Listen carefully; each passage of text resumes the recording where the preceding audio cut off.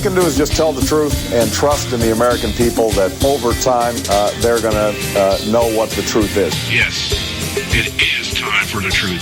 Right here, right now. This is the Conservative Syndicate. Real conservative talk from real conservatives. With your host, John Matthews. It's a latter-day prophet. Baying against the hypocrisies of our time. And Joe Hakos. You want answers. I want the truth. You can't handle the truth. The Conservative Syndicate is comprised of some of the most informed pundits and activists available today. Together, we seek to tear down the imaginary wall, a separation between church and state through education, information, and engagement on the religion of politics and the politics of religion. And now, your host on the globally syndicated Conservative Syndicate, John Matthews and Joe Hakos. And good afternoon, good evening, good morning, depending on where you're hearing us right now. The globally syndicated, nationally acclaimed, the Conservative Syndicate. I am your host, John Matthews, and I am so glad to be able to stumble back to the microphone today after being off the air for a couple of days here, just due to just a conglomeration of junk that all hit at the same time and had to be taken care of. No questions asked. No questions asked, and just took so much time and distracted us and everything else, and just had to do it. Just had to take care of some business, and glad to be back with you. Glad to be back. Boy, I'll tell you, these last couple of days have been something else. Believe me. Anyway, glad to be back. We're going to try to play some catch-up today. Ron Edwards from the Edwards Notebook will be joining us after our first break. He normally comes on our show on Tuesday, but I asked him to come on today because we had to, for lack of a better phrase, we kind of had to blow him off on Tuesday because I wasn't able to come on the air. I didn't want to just, dispense of his contribution because he is one of our valued contributors here at the Conservative Syndicate. So he's going to be with us, and then we'll step into the second hour with some other stuff that we're going to be talking about. I have a list of things that I want to talk about today, and we will be doing our best to cover all of them. But as is the situation, as is normally the case, sometimes we have to jump around. So that's probably what we'll be doing throughout the day today. I have the stuff I want to talk about listed on my list here in order, but we may be jumping around because I'm not real sure where Ron is at on some of this stuff. But it's all relevant. It's all stuff that is very relevant to what's going on out there right now.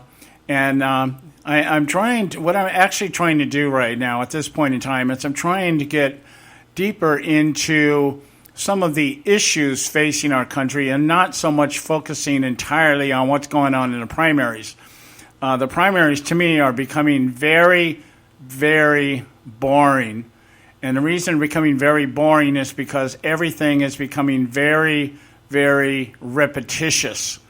And it's just rehashing stuff. If you listen to these debates, if you haven't figured out that from the very beginning, especially on the Democrat side, boy, you talk about regurgitating talking points. I don't even know why they have debates between Bernie Sanders and Hillary Clinton. I think they just need to post the latest crap on YouTube, that kind of stuff.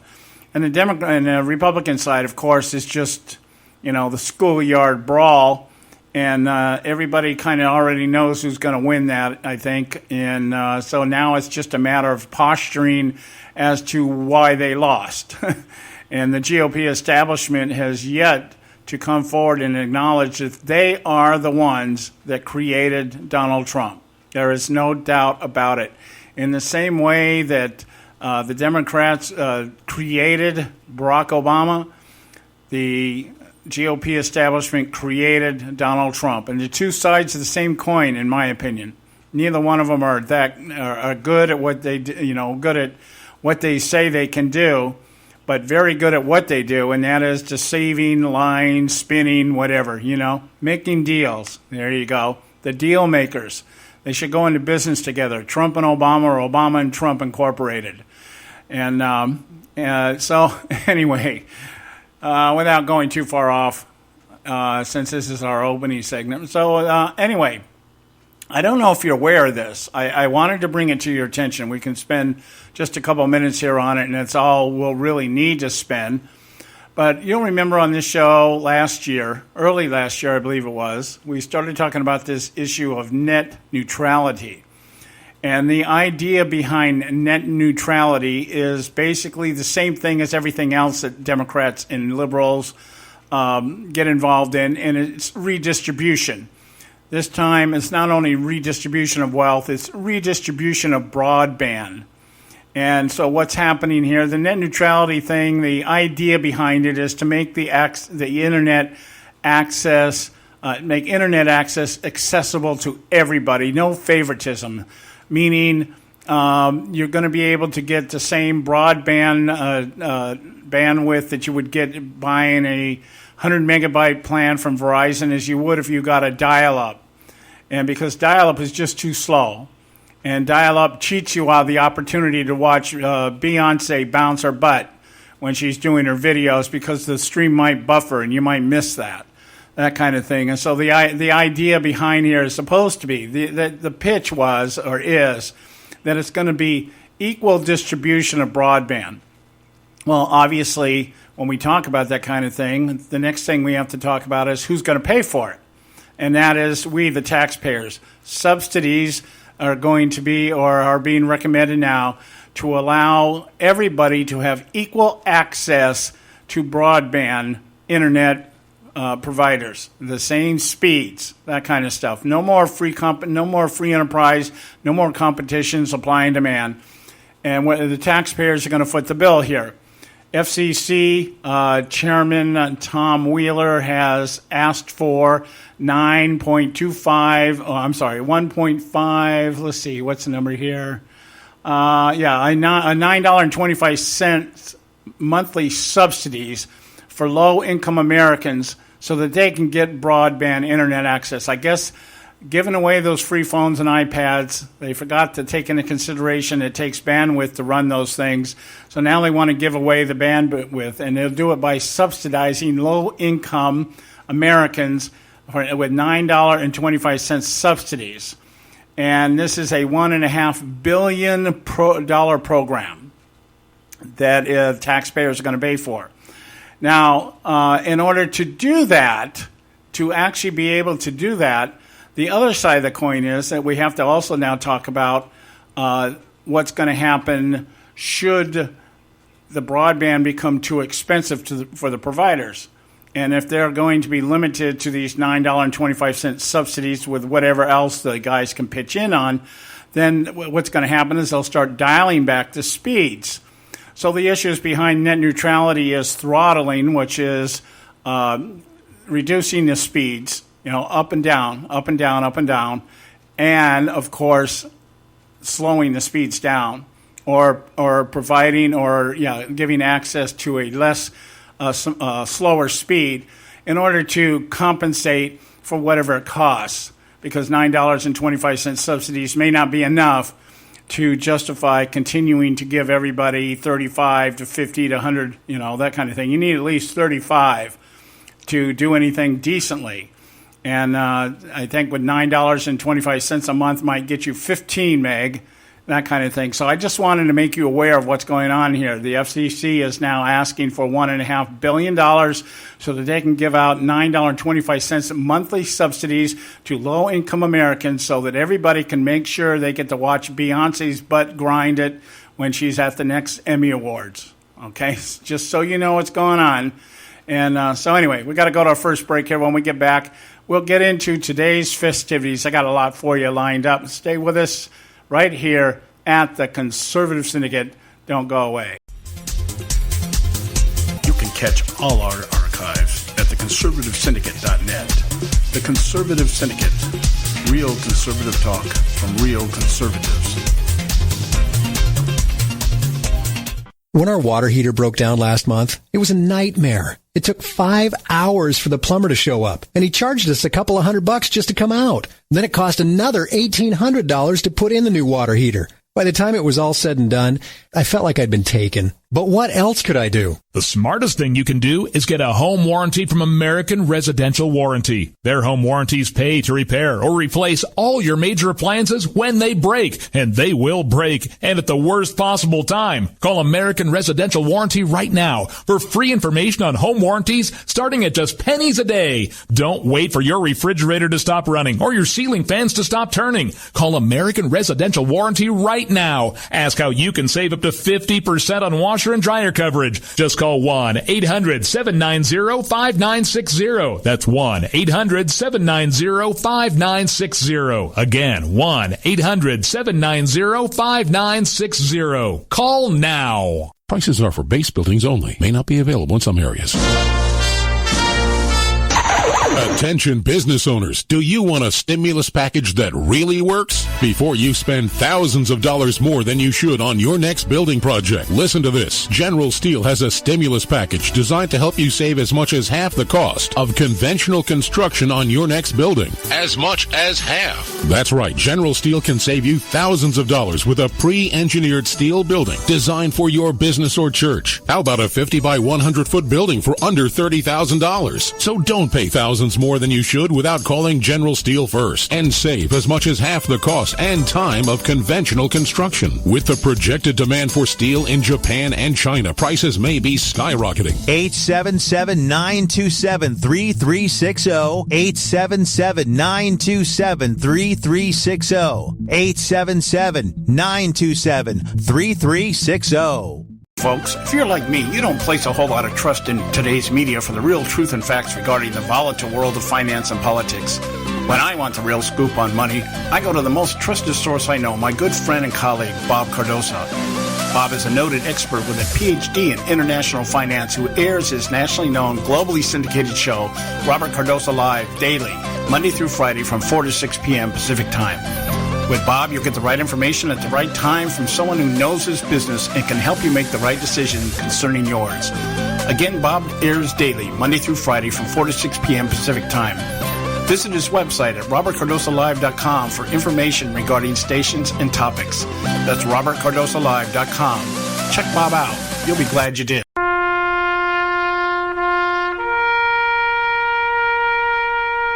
Read something recently worth thinking about. It's the soldier, not the campus organizer, who's given us freedom to demonstrate. It's the soldier, not the reporter, who's given us freedom of the press. It's the soldier, not the poet, who's given us freedom of speech.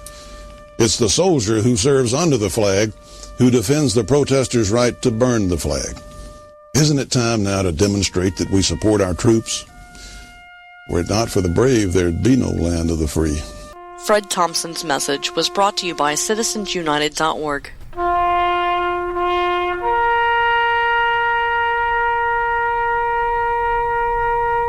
Limited time offer, 24-month commitment and credit qualification required. Cancellation fee, auto pay, and paperless billing and other restrictions apply. If you can't see the difference, why pay the difference? Switch to Dish for the best deal in entertainment. Only Dish brings you the best in entertainment for less than $20 a month. Cut the cable and don't get directed. Switch to Dish because at just $19.99, Dish saves you every time you turn on the TV. It's so simple. The same channels cost less with Dish. So since you can't see the difference, don't pay the difference. Switch to Dish for the best deal in entertainment. Get premium movie channels free for 3 months, starting at just $19.99. Dish saves you every time you turn on the TV. Call now to save with Dish. Dial 1-800-600-1645. That's 1-800-600-1645. The same channels for less than $20 a month. Dish. Call 1-800-600-1645 for details.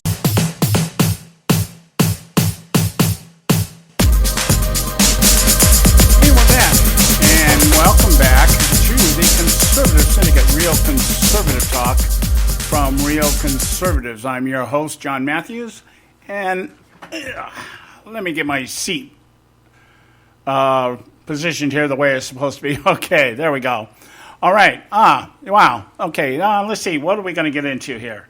Let me shoot a quick note out here to my good friend Ron Edwards. He's supposed to be on right now, supposed to be calling in right now. Maybe he's distracted. Anyway, all right, let's see. What are we going to do today? Let's see, I've already talked about the FCC, right? Let's get into some of the the gritty stuff, nitty-gritty stuff, okay? I'm going to start the show off today talking about the Clinton email scandal. And I'm going to do that because I've had it on my list here for about 3 weeks. And by the time the end of the week comes, it kind of gets pushed off the side because there's been so much other stuff going on. And it just kind of has been set on the back burner for too long. And so I'm going to cover this first because I think there's an aspect of this that people really aren't paying attention to in terms of the FBI investigation that is going on right now regarding Hillary Clinton's private email server. Now, most of the focus, probably 90% of the focus that's out there, has to do with her security clearance issues. The idea that there's this whole idea of classified information passing through cyberspace, either through her server or coming into her server, this unsecured server that was set up in a bathroom somewhere in Colorado or something. So it's in one of their little vacation homes or something, a little, kind of thing going on. And now that everybody's, the guy that took care of the server and serviced it and everything else has been granted immunity, and now everybody's kind of chomping at the bits, talking about how they're going to, Hillary's going down. She's going to be indicted. And one of the things that is going on here that I think very few people are paying attention to is everything about, whether or not she's going to be indicted based on this. Okay, now, here's the situation here. It could be that the FBI is investigating security breaches. I have a tendency to think that what we might be dealing with here is more along the lines of corruption, political corruption, using the email server as just a method or a conduit by which Hillary Clinton was conducting business, using her influence as the head of the State Department. And now what she's doing is she used that influence to garner donations to the Clinton Foundation.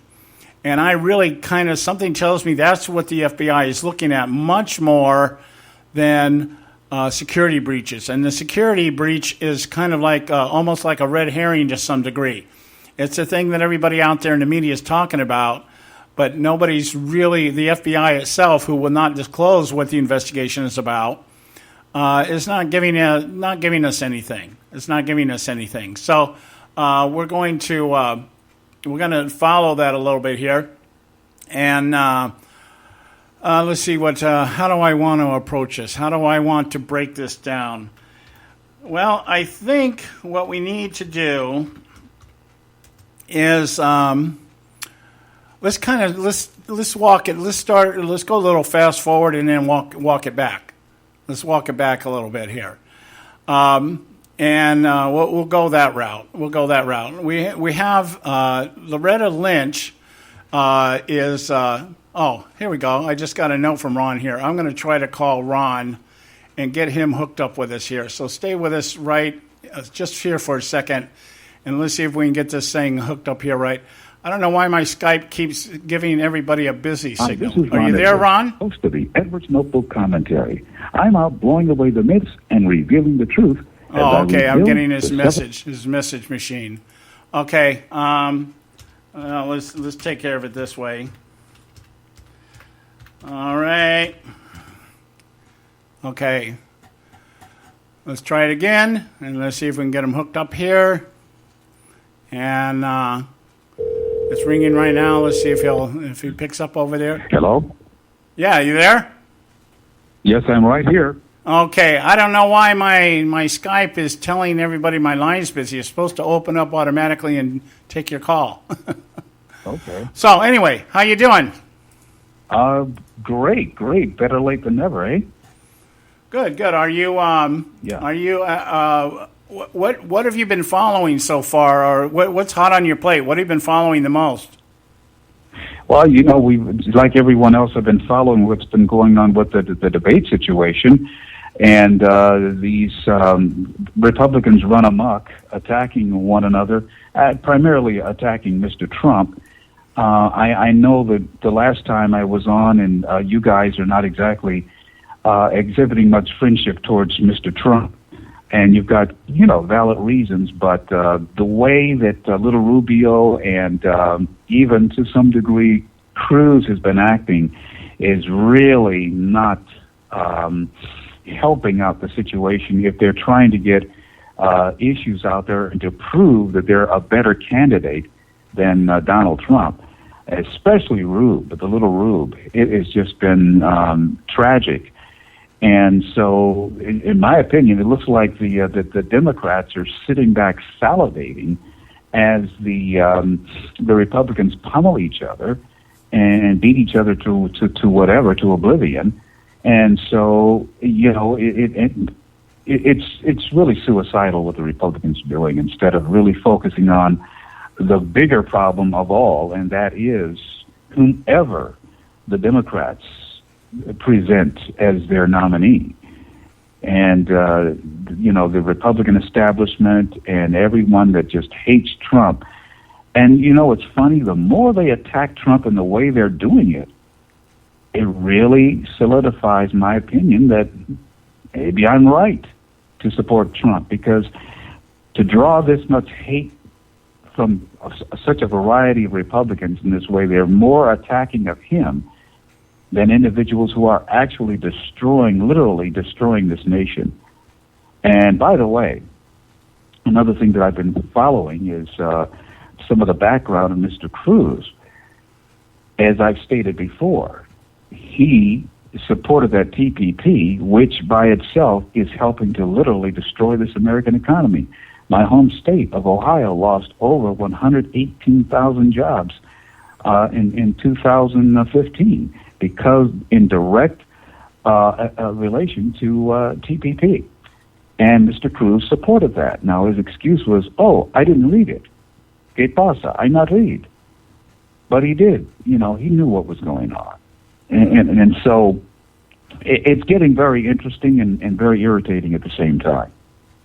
Yeah, well, what I've been seeing, this is there's a couple of things that play into this. I concur. One of the things that's really bad about all this, the way it's coming down, is it's basically just prepping everybody for what we're going to hear from the left come general election time. Should Trump end up being the guy? If they don't figure out some way of taking him down, if they don't circumvent the system with a brokered convention kind of thing, or whatever it is they've got planned up, whatever. There's so many elements to this. One, if the Republican Party was going to do something like float Mitt Romney out there, it's such a fine example of what a winner is. And if you're going to do that, they should have done this 6 months ago. If they were going to start this unified front against Trump, it should have started 6 months ago instead of just thinking, we can just dismiss the guy. He's going to implode and everything. Jeb's going to be the guy on top. Everything has gone complete opposite. So there is certainly a lot of desperation coming out of the GOP right now, and it's almost like they're just flinging stuff out there hoping something hits. On the other side of it, I am rather disappointed that Cruz has more or less joined the onslaught.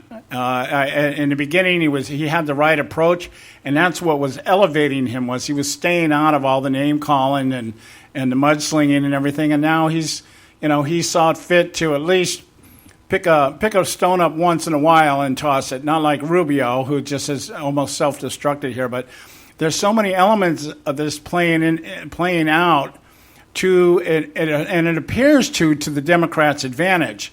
And that's where I would differ. I don't think this is going wherever it ends up, whoever ends up being the nominee, isn't going to affect what's going to happen during the general process, because the left has been throwing this stuff out there about the Republican Party all along.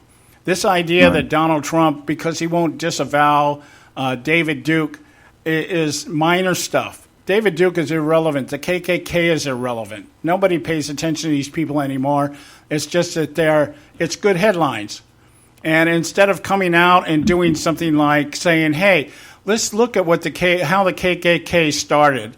Let's look at their beginning. Let's look at the guys that you praise the most, people like Robert Byrd, who were recruiters for the KKK and stuff like this. Why, Obama just thought this guy was the greatest thing since, apple pie.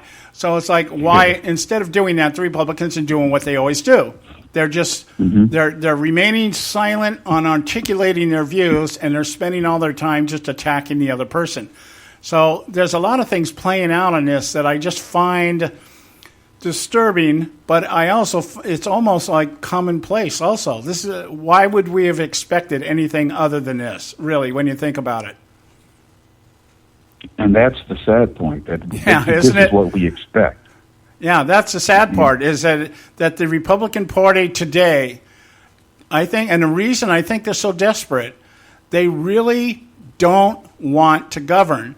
And I think that whatever they're doing out there right now is they would rather lose the White House to preserve their majorities than to have to be in any position where they actually have to answer to anybody. Because as long as there's a Democrat in the White House, they have an excuse not to do anything, or they make that their excuse. And that, to me, is the really sad part. You know what? I agree with that, but to add just a little bit muscle to that, it's a philosophy. It's a philosophical base. They have one, the basic philosophy of the Republican Party is wonderful, the platform. However, the Mitch McConnells of the world and the rest of that marching band of idiots are not following the philosophy. They don't really believe in the philosophy. And what they have lost in that lack of adherence to the philosophy is the willingness to fight and win and govern. And that's the thing. They've lost the fight, because if you don't carry on your philosophy, if you don't believe in what you're supposed to be standing for, you're automatically not going to fight. And as you said, John, you're going to just focus on trying to hang on to your position without having to exercise any responsibility, or you won't have any obligation in your mind to serve the people who took the time to elect you and pay you your super high salary and all of your perks and all of that, and they just want to be able to go sit in their comfy chairs and just basically be egotistical. I don't know, pencil pushers or whatever, computer clickers, and get away with doing nothing. But what they're doing is being part of the effort to destroy this country, but indirectly by doing nothing. If you sit there and do nothing, what happens?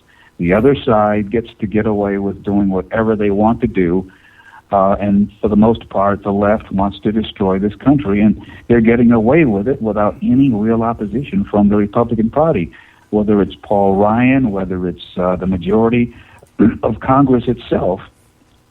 And it's very sad, and it's really setting up the United States for a horrible, potentially, I won't say emphatically, but I will say potentially, it sets America up for a huge fall or debacle in the not-too-distant future. I, on the other hand, do believe there's always that streak of optimism in Ron Edwards, and that is, contrary to the belief of some, I do believe that Mr. Trump is going to overcome all of this, and he's going to he's going to pleasantly surprise a lot of people, because there's one thing that's good about Trump, with all of his warts, and that he is a successful businessman. And if you remember in our nation's history, a lot of our founding fathers were what? Businessmen. They weren't professional politicians. And yes, Trump has been a deal maker. And it's a difference between being a businessman deal maker and paying this and paying that, going up, that's the way the system was, and he took advantage of it. He admits that. But I do believe that if it's in his heart to, let's say, do some damage to Obamacare, or make sure that we build a wall, or some basic concrete things that need to be done to at least stop the destruction of this country. And then I think he's sort of like a transitional figure. He's not the perfect Christian conservative that America really needs. He's no Ronald Reagan by any stretch of anyone's imagination. But I think because he has a will of iron, and if he does hold fast to what he has promised to do, he's one of the few men walking who would have the will to carry that out. And I don't think any of the other people running has the will to do that. Neither Cruz, definitely not Mark Rubio, and John Kasich. He's a nice, well-meaning guy. He's done a pretty good job in my home state of Ohio. But I do not think that he has the will to seal the border and to do some of the things that are necessary to immediately stop the decline of our country so that we can have a country to rebuild. Well, let me pursue that when we get back here. We got to take a break here. Okay. I want you to point out to me how you think Trump is going to turn this thing around, because I don't happen to think he's the great deal maker that everybody claims he is. But I'll let you be his defender when we get back here, and you can explain to me how he's going to turn this thing around. In the meantime, we got to take a break here. We got Ron Edwards from the Edwards Notebook with us. Stay with us. We'll be right back. You can catch all our archives at theconservativesyndicate.net. The Conservative Syndicate. Real conservative talk from real conservatives.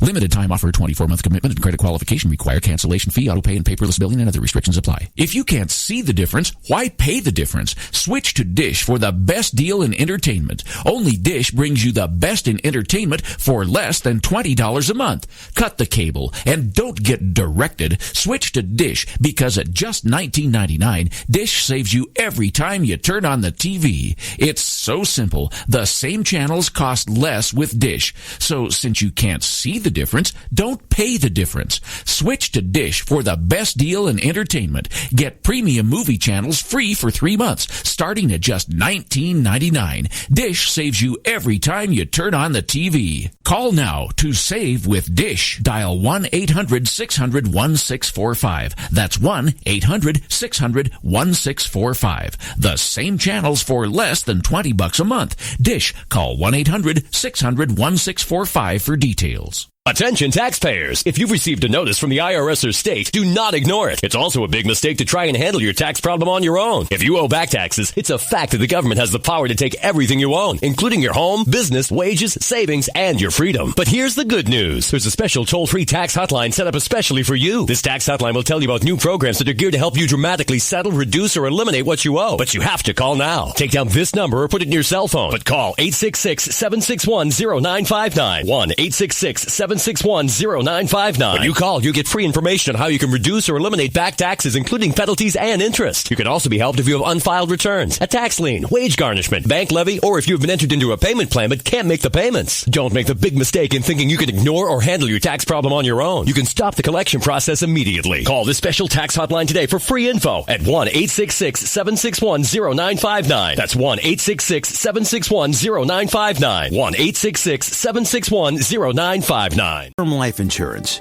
It can be a powerful way to protect your assets and your family. You work hard to earn and save your money to build a nest egg for the future. Don't let it get wiped out because you didn't plan ahead. Take the time now and make a small investment in $500,000 or more in quality term life insurance. Call the Term Lifeline and let us shop the best companies to give you the lowest rates. We specialize in policies of $500,000 and above. Ask about some of our 10 and 20-year fixed rate plans with guaranteed rates. Call the Term Lifeline right now for your free insurance quote. 800-870-3609. 800-870-3609.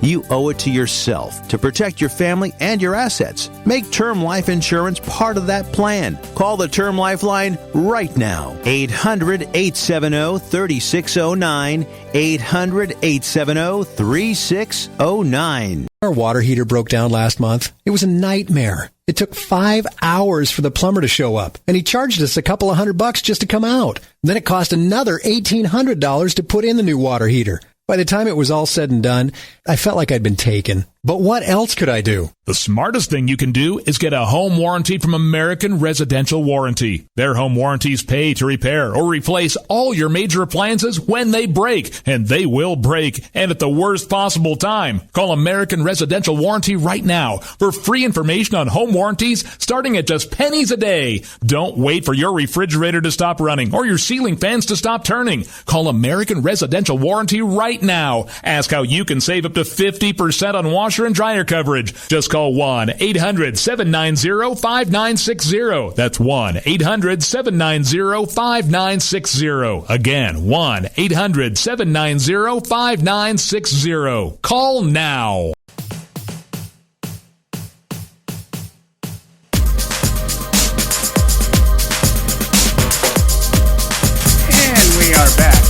Listening to the Conservative Syndicate, Real Conservative Talk from Real Conservatives. I'm your host, John Matthews. And boy, I tell you, being off for 2 days, it's like I almost got to retrain myself here on the board. What a shame. What a shame. That's a sad testament to my memory. I'm having these senior moments all over the place.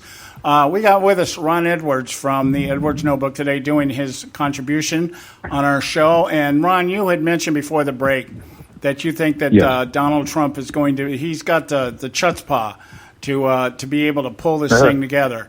And I'd like you to explain to me what is a Trump administration going to look like, considering he has to deal with, one, the left who does not want anything to do with him, and a GOP majority right now, if that remains the same, the House and Senate, that certainly doesn't want to deal with him. How is he going to overcome this? Well, here's the deal. The GOP, whatever you want to call these people, they want to be reelected. And, you know, they want to hold onto their power, as you said earlier. And in order to be reelected, they have to at least appear to be governing. And if we get a guy like Trump in there who's active, who's used to doing things, who's used to getting things done, he's going to come in there saying, wait a minute, we're going to have to get rid of this Obamacare. We're going to have to switch this around or whatever. We're going to build this wall. We're going to have to tell our border agents to arrest those illegal immigrants. We're going to arm them. We're going to do what we have to do, and whatever the issue is. And I think he is, because he has a history of being a doer. This is going to trickle down. I don't think that the Republicans are as stupid as they're acting, and they're going to have to go along and get along with Mr. Trump. I don't think he's just going to take going to work or whatever as president and being stymied by idiots who don't want to do anything because they hate him. I mean, he's used to dealing with people all over the world, the Chinese. I mean, look at his real estate empire. He has buildings from Shanghai to Panama City and throughout Europe and everywhere. And I know sometimes people bring up business failures, but they seem to forget that's the nature of business. You're going to have failures, you're going to have successes, and the real ebb and flow of business is up and down and failures and successes. And I know the left has been attacking him because he's had some failures, but tell me one businessman that hasn't had, of any consequence rather, that hasn't had any failures. And the man is a doer. I don't think he's going to be a Paul Ryan or a John Boehner type of individual. I don't think he's going to be an Obama a type individual. I don't think that he's going to be like a Jimmy Carter or a do-nothing president. I really don't think that he will be that way, and he will force people, by the nature of his personality, to get things done. How many people, when Ronald Reagan got elected, loved him? A lot of them didn't. Tip O'Neill thought he was a total idiot, but the sheer nature of his personality overcame all of that. And through time, he got a Democrat not administration, but a Democrat Congress to work with him. And I know people like to take shots at Trump as being this horrible individual, but one of the things you can judge a man by is the relationship that he has with his children. And children are not good at one thing, and that is faking enthusiastic love for the parent. They can get out there and talk, but I've watched over the years Trump's sons and his daughter go out and talk about this man, and you watch them in business and whatever, there's this enthusiasm, and that is real, that is genuine. And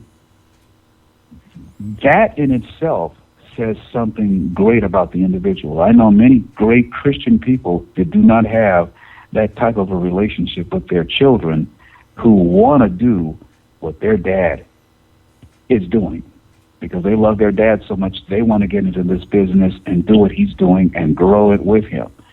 That's in itself speaks volumes about the man. And I believe that, and I'll repeat myself, the sheer nature of his personality will cause positive things to be done for this country. People will come along kicking and screaming, some of them. But I don't think that he's going to be willing to just sit idly by and allow Congress to do nothing. I think that he would have much better appointments to the Supreme Court than, let's say if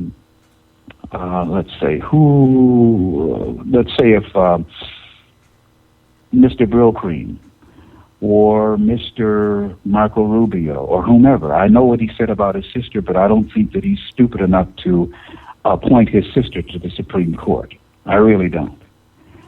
I could go on and on and on, but this is your show. I don't want to just keep going on and on, but that's what I believe, and that's what I see about Mr. Trump. A lot of people don't on my side of the aisle politically, but I just do. And I think he's going to do great things for this nation if he is elected. Okay, now let me play the devil's advocate just on a couple of things that you mentioned here. I'll take the easy one first. His relationship with his kids. Even Vito Corleone had a good relationship with his kids. To me, that is not indicative of somebody who is going to be able to translate that into a relationship dealing with politicians. So on that front, I'll give him that. I mean, he seems like his kids love him. Okay, great. That's outstanding.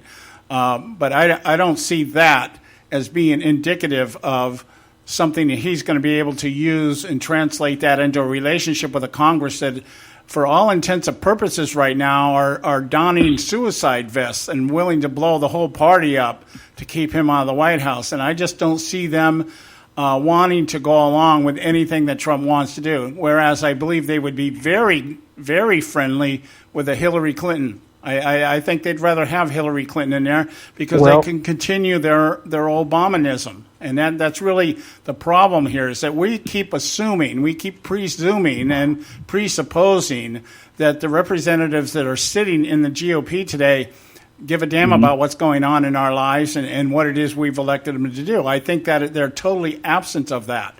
Now, in terms of his business qualifications, I did some research last week on his businesses, the successes he's had and the failures he's had. And one of the things, I think the thing that popped up the most to me, what really stuck out, he's had some very successful real estate businesses. And almost all of his successes are related to real estate.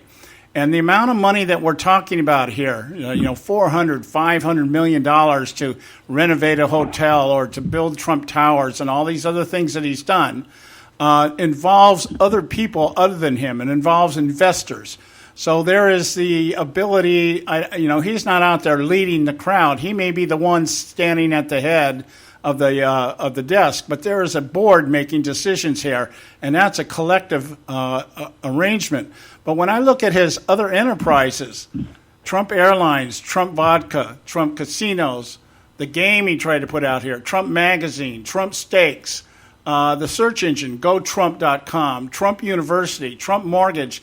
These were all individual investments that he made, and all of them failed. And so I'm thinking, maybe he is a deal maker.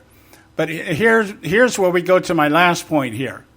And that is that we have fallen into this trap of the narrative that is government's place to make deals and to do things, whereas we have completely forgotten as conservatives, it is the government's place to stay out of our lives and let us make deals amongst us, not with the government making deals for us. And so we've fallen into the narrative trap of saying, oh, well, it's just a matter of who can make the government run better. My answer is who can make the government run less. We want the government not to do anything. We want them out of our lives, protect our civil rights, protect our borders, and then stay the heck away from us. Other than that, and so I'm not so on board with this idea of, well, he'll make better deals. I don't want him making deals. I don't want him doing anything but what the executive branch is supposed to do, and that's enforcing our Constitution. So that's where I'm at. I got to go to a break here. When we come back, I'll let you respond, but we got to go to a break. I'm with Ron Edwards from Edwards Notebook. Stay with us right here at the Conservative Syndicate. We'll be right back. You can catch all our archives at theconservativesyndicate.net. The Conservative Syndicate. Real conservative talk from real conservatives. Term life insurance. It can be a powerful way to protect your assets and your family. You work hard to earn and save your money to build a nest egg for the future. Don't let it get wiped out because you didn't plan ahead. Take the time now and make a small investment in $500,000 or more in quality term life insurance. Call the Term Lifeline and let us shop the best companies to give you the lowest rates. We specialize in policies of $500,000 and above. Ask about some of our 10 and 20-year fixed rate plans with guaranteed rates. Call the Term Lifeline right now for your free insurance quote. 800-870-3609. 800-870-3609. You owe it to yourself to protect your family and your assets. Make term life insurance part of that plan. Call the Term Lifeline right now. 800-870-3609. 800-870-3609. Hey folks, if you're like me, you don't place a whole lot of trust in today's media for the real truth and facts regarding the volatile world of finance and politics. When I want the real scoop on money, I go to the most trusted source I know, my good friend and colleague, Bob Cardoso. Bob is a noted expert with a PhD in international finance who airs his nationally known, globally syndicated show, Robert Cardoso Live, daily, Monday through Friday from 4 to 6 p.m. Pacific Time. With Bob, you'll get the right information at the right time from someone who knows his business and can help you make the right decision concerning yours. Again, Bob airs daily, Monday through Friday from 4 to 6 p.m. Pacific Time. Visit his website at robertcardosolive.com for information regarding stations and topics. That's robertcardosolive.com. Check Bob out. You'll be glad you did.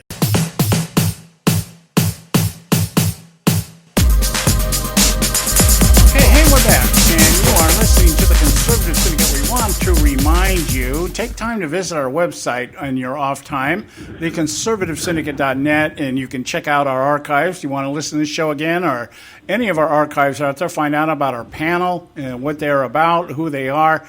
Just go to our website, theconservativesyndicate.net. I've got Ron Edwards from the Edwards Notebook, and we were talking here. Ron was presenting to me before the break here a defense on Trump and why he thinks Trump will be good for the presidency. I countered with why I think a lot of this, the only word I can really think of in my mind is it's kind of a facade.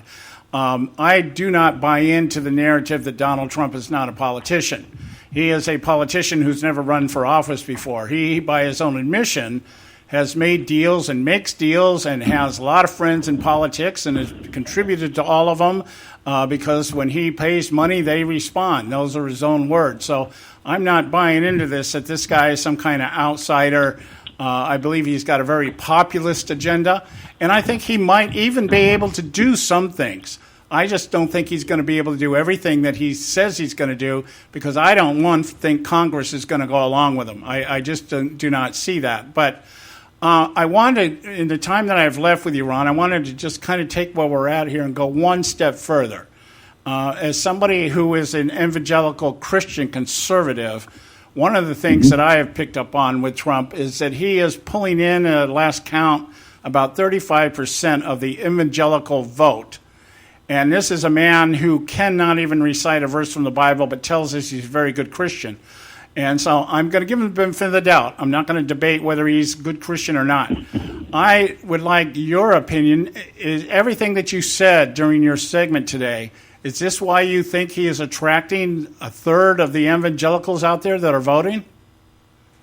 He's attracting a lot of the evangelicals because many Christians, excuse me, are looking beyond just the usual dogs and ponies that are trotted out before them, at least amongst those who are at least willing to go and vote, because unfortunately not enough evangelicals have been voting in past elections. But amongst those who are willing to, to at least get off their duffers and go vote, they're turned off like everyone else to the status quo.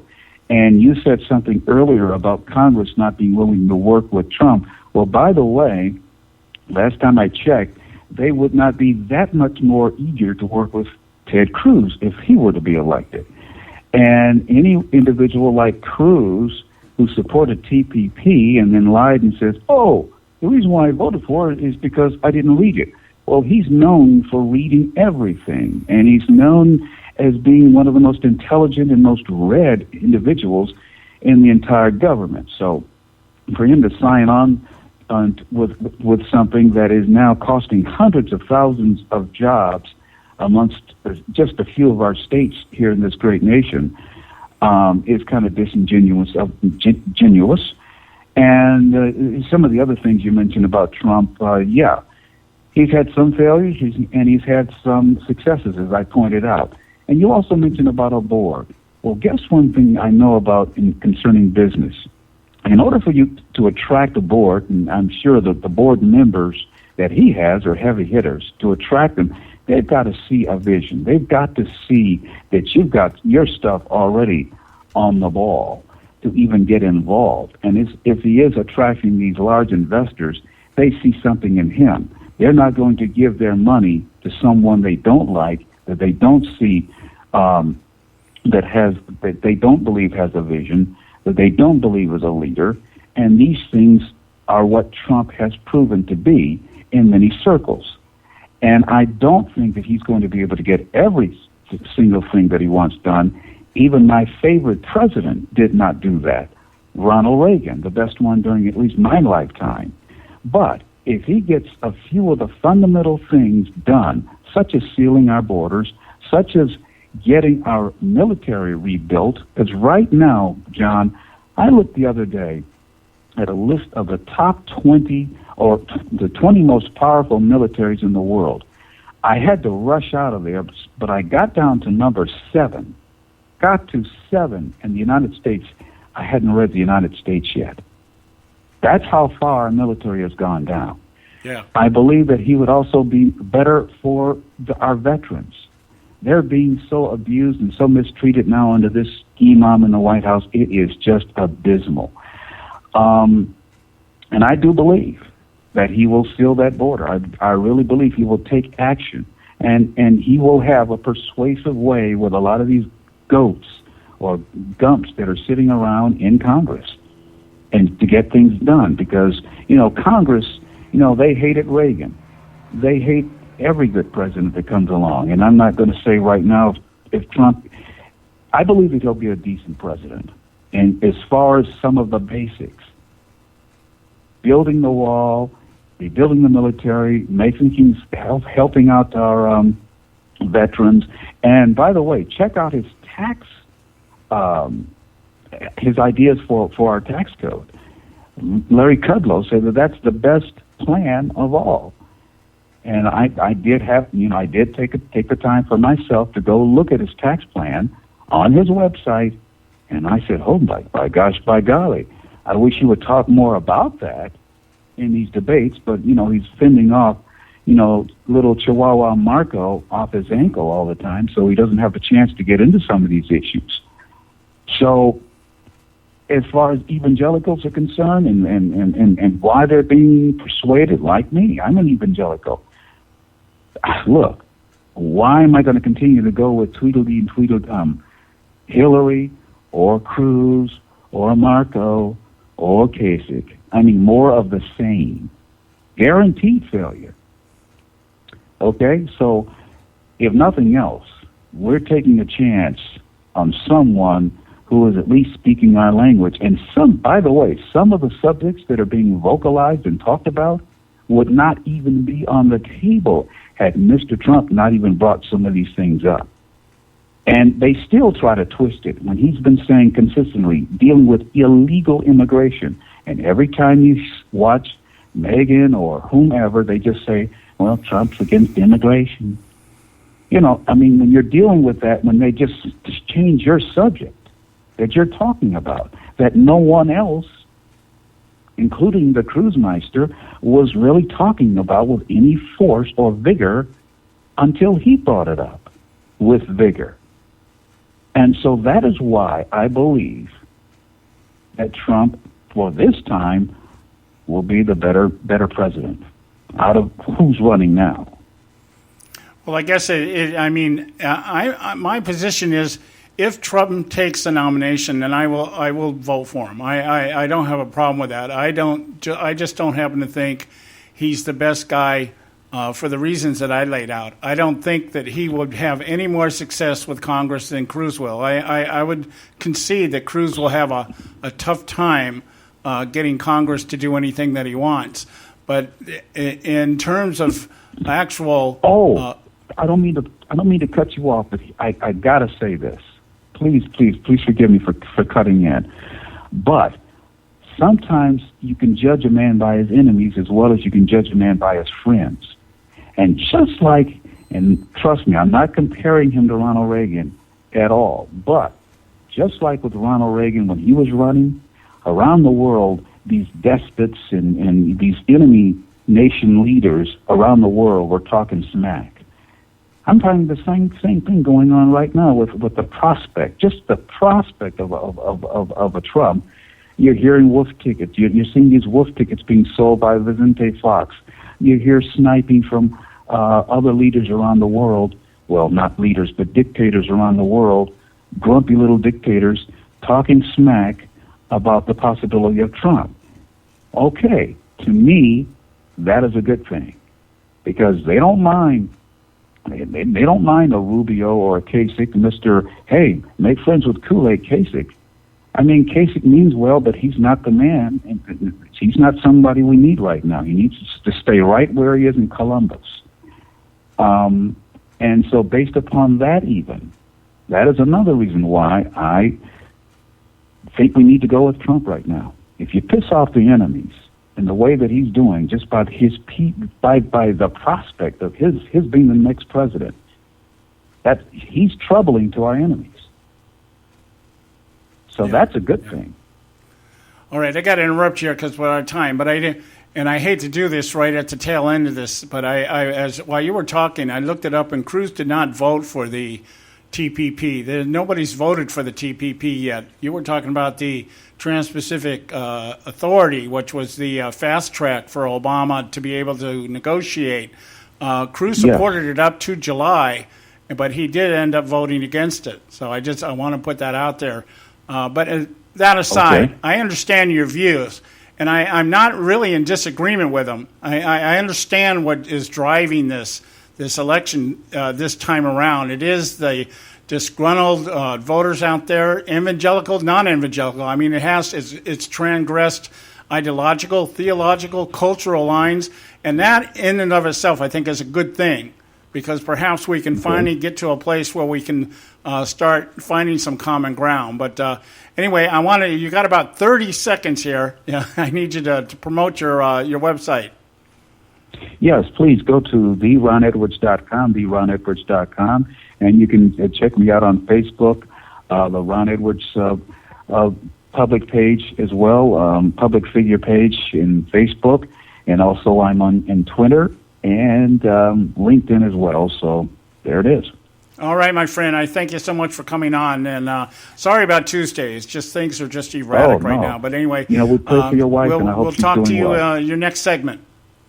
Thank you so much. All right, God bless. Okay, guys, it's time for the Edwards Notebook right now. And then we're going to pay some bills, and then we'll be back. So stay with us right here at the Conservative Syndicate. For a man who hasn't paid his taxes, Al Windbag Sharpin sure makes a lot of stupid noise. Hello, I'm Ron Edwards. On today's page from the Edwards Notebook, most people who owe at least $5 million in back taxes try to keep a low profile. But thanks to his buddies in government, including the White House occupier, Al Windbag Sharpin is emboldened to loudly spout off some of the dumbest comments in American history. The Reverend Al Sharpin equates the intelligent idea of Congress leaving the decision to vote yea or nay on President Obama's possible choice for the Supreme Court for the next administration with profiling of Obama. Sharpton explained that he sees the racial angle to the debate over the late Supreme Court Justice Antonin Scalia's replacement. What the Reverend Al Sharpton fails to acknowledge is that President Obama has not made one single significant decision that benefits the United States. In fact, the Obama presidency has so damaged America's reputation around the world that our one-time allies no longer view our republic as a leader, powerful or dependable. Yet, our enemies like Iran can depend on this administration bending over to please them. The good news is Reverend Al Sharpton said that he will leave the U.S. if Donald Trump is elected president. Oh, and he can take the suddenly outspoken Mitt Romney with him. Bye now. I'm Ron Edwards.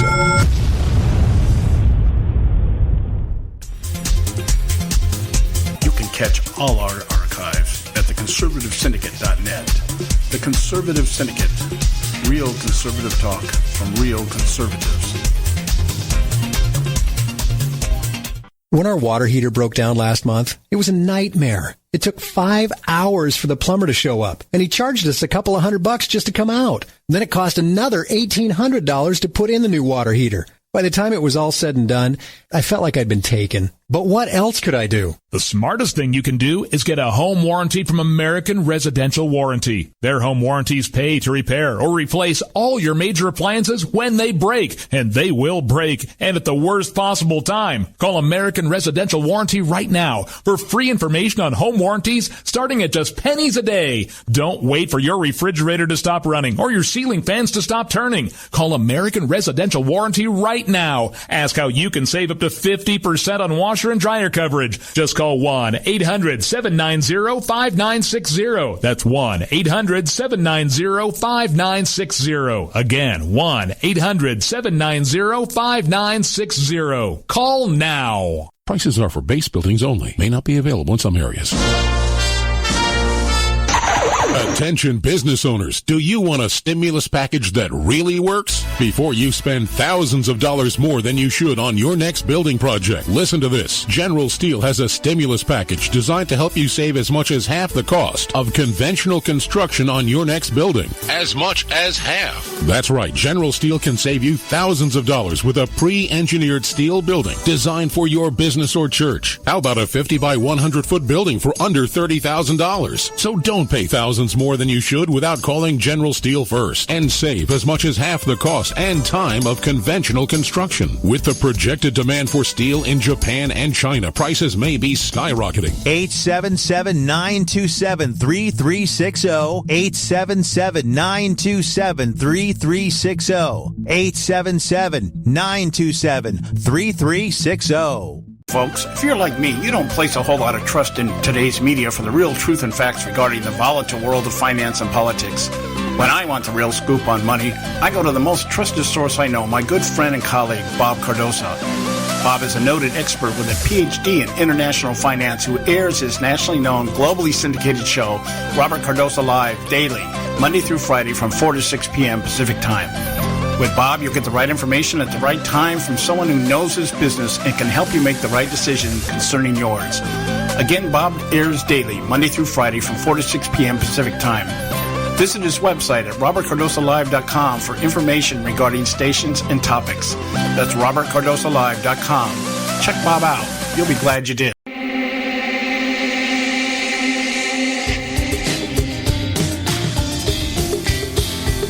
Hey, all you can do is just tell the truth and trust in the American people that over time they're going to know what the truth is. Yes, it is time for the truth. Right here, right now. This is the Conservative Syndicate. Real conservative talk from real conservatives. With your host, John Matthews. The latter-day prophet. Vying against the hypocrisies of our time. And Joe Hakos. You want answers. I want the truth. You can't handle the truth. The Conservative Syndicate is comprised of some of the most informed pundits and activists available today. Together, we seek to tear down the imaginary wall, a separation between church and state through education, information, and engagement on the religion of politics and the politics of religion. And now, your host on the globally syndicated Conservative Syndicate, John Matthews and Joe Hakos. And we are back. Hour 2 coming to you live right now. Nationally acclaimed, globally syndicated, the Conservative Syndicate. And now that I've gotten, I think, all of my technical dyslexia out of the way in the first hour here, having not been on the air for a couple days and just seemed to have had too many senior moments the last hour. One of the things that was going on, I was actually carrying on a conversation with somebody on Facebook about one of the topics that I'm going to be talking about now, and at the same time trying to deal with running the board, and of course Ron Edwards, who offered us some great stuff in the last hour. I hope you got something out of that.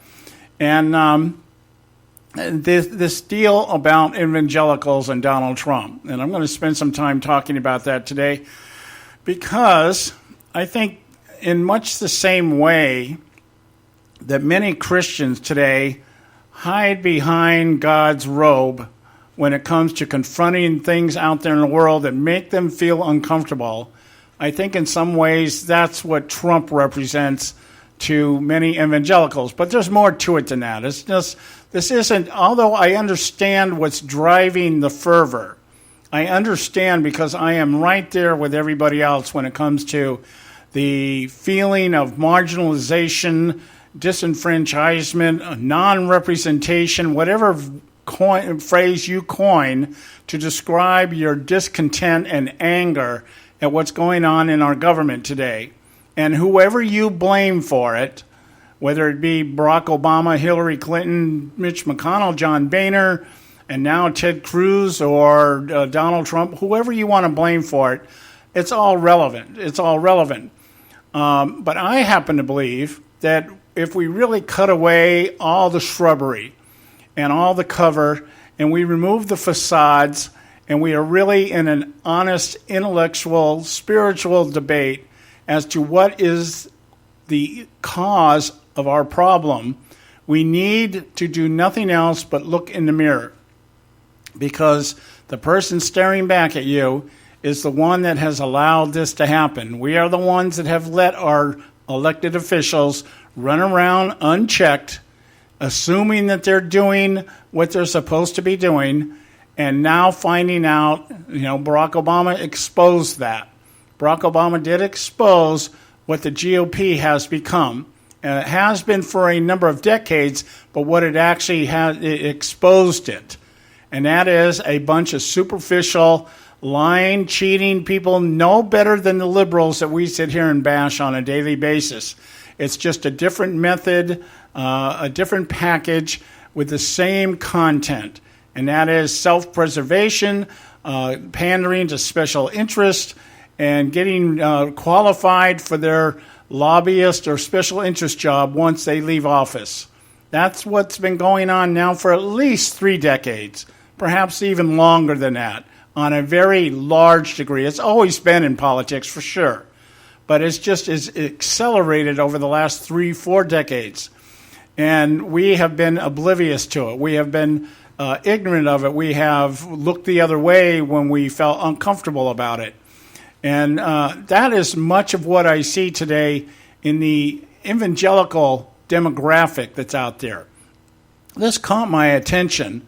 And I, as I mentioned earlier in the week, I think it was on Monday, last Sunday, I gave a sermon at our church. And I mentioned this during the sermon. One of the facts, I had some facts that I brought to people's attention so that I could illustrate the points that I was trying to make in terms of what has created this problem.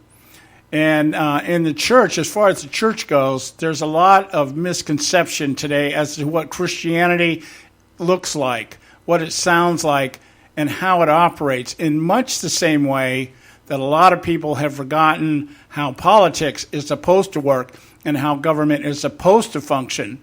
And we've just kind of all lost all this context because we have just bought into this narrative that government is supposed to be our big daddy. He is supposed to be the one that's supposed to fix everything. Uncle Sam is supposed to have his act together. And our framers never intended for the government to be as big as it is, as controlling as it is, and to have this much influence over our day-to-day activities. So when we come back, I'm going to get into that topic here.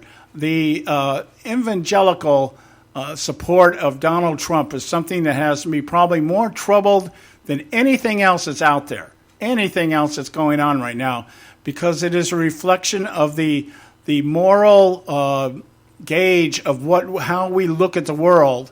And we're not advancing God's kingdom anymore. We're about our own business. We're about church business rather than kingdom business. So we're going to talk about that when we get back. Stay with us. This is our short segment. Run a couple commercials, and we'll be right back. Stay with us right here at the Conservative Syndicate. You can catch all our archives at theconservativesyndicate.net. The Conservative Syndicate. Real conservative talk from real conservatives. Term life insurance. It can be a powerful way to protect your assets and your family. You work hard to earn and save your money to build a nest egg for the future. Don't let it get wiped out because you didn't plan ahead. Take the time now and make a small investment in $500,000 or more in quality term life insurance. Call the Term Lifeline and let us shop the best companies to give you the lowest rates. We specialize in policies of $500,000 and above. Ask about some of our 10 and 20-year fixed rate plans with guaranteed rates. Call the Term Lifeline right now for your free insurance quote. 800-870-3609. 800-870-3609. You owe it to yourself to protect your family and your assets. Make term life insurance part of that plan. Call the Term Lifeline right now. 800-870-3609. 800-870-3609. Hey folks, if you're like me, you don't place a whole lot of trust in today's media for the real truth and facts regarding the volatile world of finance and politics. When I want the real scoop on money, I go to the most trusted source I know, my good friend and colleague, Bob Cardoso. Bob is a noted expert with a PhD in international finance who airs his nationally known, globally syndicated show, Robert Cardoso Live, daily, Monday through Friday from 4 to 6 p.m. Pacific Time. With Bob, you'll get the right information at the right time from someone who knows his business and can help you make the right decision concerning yours. Again, Bob airs daily, Monday through Friday from 4 to 6 p.m. Pacific Time. Visit his website at robertcardosolive.com for information regarding stations and topics. That's robertcardosolive.com. Check Bob out. You'll be glad you did.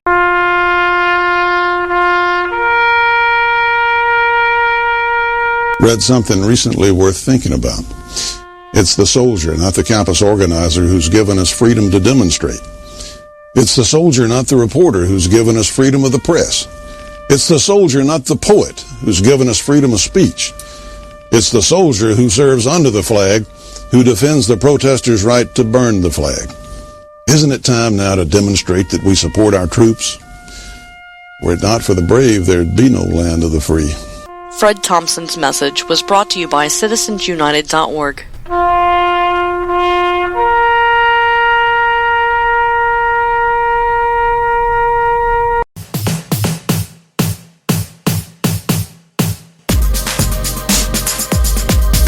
Hey, we're back. You are listening to the Conservative Syndicate, real conservative talk from real conservatives. I want to get into this topic here of the evangelical element of the Trump campaign. And, I am not going to sit here and try to analyze or determine the level of Trump's Christianity or his spirituality. I've never heard anything enough of either one of them to make that kind of distinction. Now, in some ways, that in and of itself is very telling, but for the purpose of what I want to address here, I'm going to leave Trump out of this. It's not who Trump is and what he is saying. It is how the people are responding to him that has me concerned. Now, most of the stats out there are showing that Trump has somewhere between a 35 to 40% support of the evangelical vote. And that is, in and of itself, something that I don't think a lot of people figured on.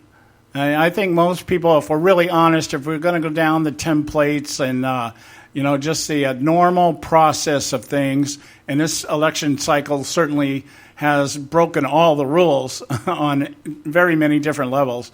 But if we sit here and talk about the what evangelicals would normally look at in a candidate, Donald Trump is not what we would see. But yet he has garnered about a third of the evangelicals out there that are voting. And he has attracted some people, a lot of people. I'm going to, again, give him the benefit of the doubt. I don't know if this massive outturn of voters on the Republican side is due to Trump or due to Cruz or due to the establishment or a combination of all three, which is probably closer to the truth. There are those people who are voting for Trump because they finally found somebody that they feel it's worth getting up and going to the polls and voting for. So be it. Kudos.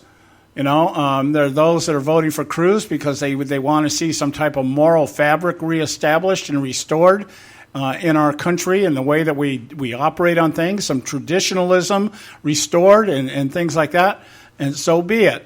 And there are some who are just so pissed off at the GOP establishment that they're just, I'll vote for anybody to get these, neutralize these clowns. So be it. That is the way politics works. It's not, in a lot of ways, there is no right answer because everything is subjective. Very, very little is objective in politics. And that's why it's such a dirty business, because everything is seen through the eyes of the candidate or the voter. And everything outside of that is what is trying to influence it one way or the other. So that's the dirtiness of it, The special interests and the lobbyists and the fellow and their colleagues are the ones that will try to skew the ideals to fit the template of what they think the public wants. The public will skew their opinions and views of the people that are running and elected because they expect something in return for what these people are doing. So that's the way it is. And that is the problem, is that out of this we've developed this narrative that it isn't that government is not supposed to be involved in our lives. It's that government needs to function the way that is, quote unquote, best for everybody. It's the spirit of compromise. We have to come to some type of agreement on something. And our framers never really expected government to function like that. Now, surely the argument has been made, and has been made on this show by our at least one of our contributors I can think of, is that our framers actually taught us about compromise. Everybody had a different idea what they wanted in the Constitution. Slavery was a big issue.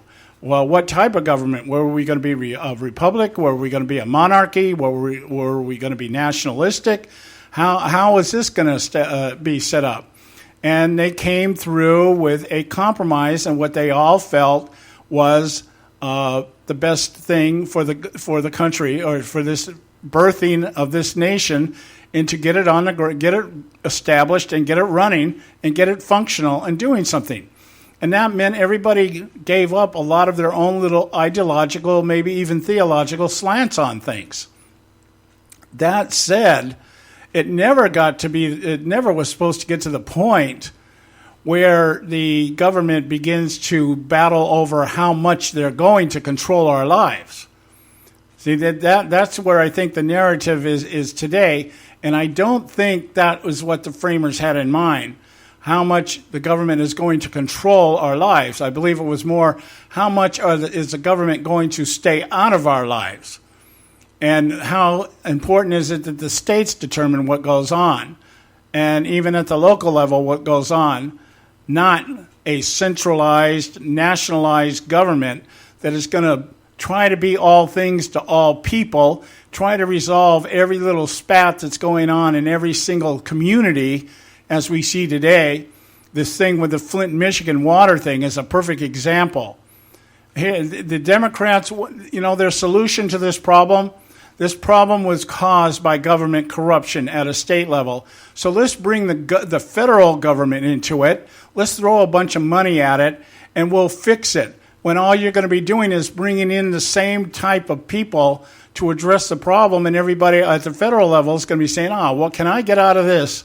Instead of at the state level. It's just corruption on a wider scale, and it's not going to solve the problem.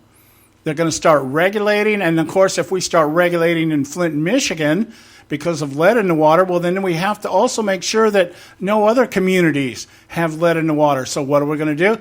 Let's start passing more regulations. Let's start passing more laws. Let's start regulating tighter control. And, of course, let's blame climate change and all the other things that are going to come out of this. This is a perfect avenue or conduit now. We're going to argue about climate change. Why? Because man is dumping lead into the water, and the water is poisoning the kids, and our kids are going to start looking like turnips instead of human beings, and we need the government to step in to do what? Make sure this never happens again. That's the mantra of the government. We're going to step in and make sure this never happens again. And the only thing that will happen is the system will become more corrupt, and through that corruption, we'll have to have more regulations and more rules and more taxation, and it's just this vicious, never-ending cycle. So all that, looking at in terms of this evangelical thing, I know I'm kind of jumping off here, but there's method to my madness, as always. When we start talking about the influence of the spiritual influence of government, and we start talking about, because that's what the church is supposed to be involved in, is the spiritual welfare of the nation. And the spiritual welfare of the nation, if it's kept in its proper order and working like it's supposed to work, and that is to the glorification of our Creator, the one who we claim our rights were endowed by, then everything works the way it's supposed to work. Our government officials are elected based on our moral character much more than theirs. And so we elect people that reflect and mirror the moral character that we claim to possess as people of the kingdom of God. But that isn't happening anymore, because a lot of times, because politics has gotten so dirty, many Christians don't even bother to check what's going on and don't vote because it's too dirty.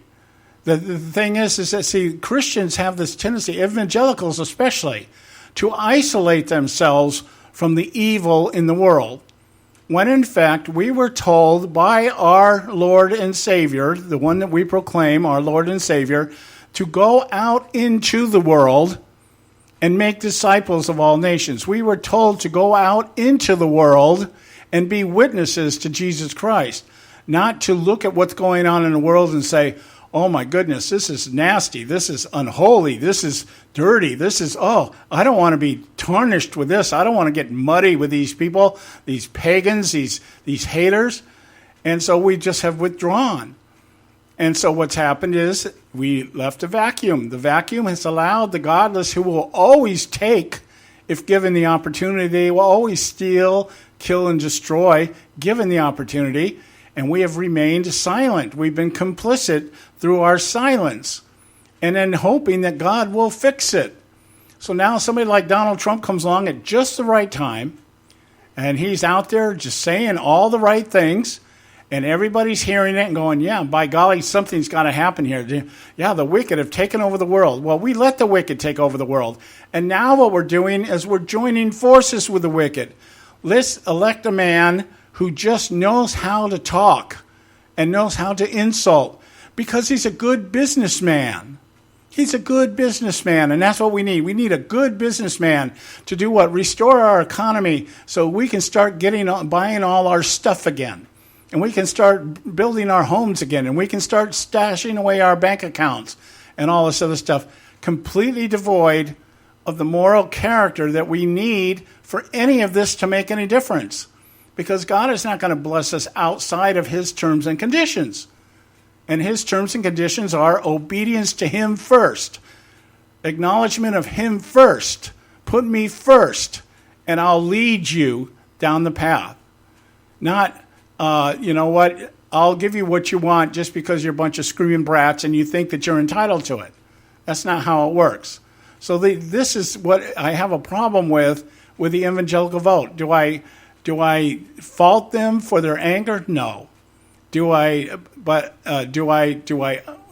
to insult them because I think that they've put their anger or they've let their anger guide them and now they're looking at, to me, the wrong guy to be leading us back to a place of restoration and blessing? No, because I understand the nature of the beast here. The nature of the beast is that we ourselves have forgotten what it is we're supposed to be doing. Why would we think that people we elect in office either have forgotten or never intended to do what we elected them to do? It's because we have been too absorbed into our own thing. And we've been too absorbed into all of the stuff rather than the spiritual things that made this nation great, on which the nation was established, and which God promises he will continue to prosper unless we rebel. And if we turn away from him, we're history. That's his terms and conditions. Put me first, I'll bless you. I'll save you. You'll be good. Turn away from me, forget it. It isn't going to happen. You're on your own. And so now we're trying to fix this on our own. I read something today. What I'm going to do here. Yeah, let me do this. Let me get to this point here. I caught this call on Rush Limbaugh the other day. I think it was the day before yesterday. I was in the car and waiting at one of the doctor's appointments that we had to do during the week here. And I'm going to, in the time I have here before we go to break, I'm going to read the transcript of this call from the caller to Rush Limbaugh. And then I'm going to, probably after the break, I'll read you Rush's response, and then I'm going to make my comment as to what I'm driving at here. Okay. I believe this was on Rush's Open Line Friday. Aaron, Franklin, Tennessee. Glad you called. Great to have you on the program. Hi. Caller. Oh, thank you. Thanks for taking my call, Rush. You said in the first hour that Cruz can win. And I want to describe two demographics that I'm not sure you bring out very much that are the reason Cruz can both beat Trump and Clinton, and why it's the same reason that Trump can't beat Clinton or any more than Romney could. And the two groups are, I'm one of them, evangelical, never Trump voter. But the folks I rub shoulders with, many of them are evangelical, never Clinton voters. Okay, and so the never Trump voter, which is me, we're Bible-believing Christians. We believe that God is sovereign, and that means he chooses kings, he chooses nations over the course of history for his purposes. So when I go to the voting booth, it isn't so much to choose, the rational executive. I'm just trying to do the right thing. I want to choose a candidate that has godly wisdom, integrity, morality, character and leadership. So if I go in there and the choice is Trump and Clinton, I'm faced with two candidates batting 0 for 5.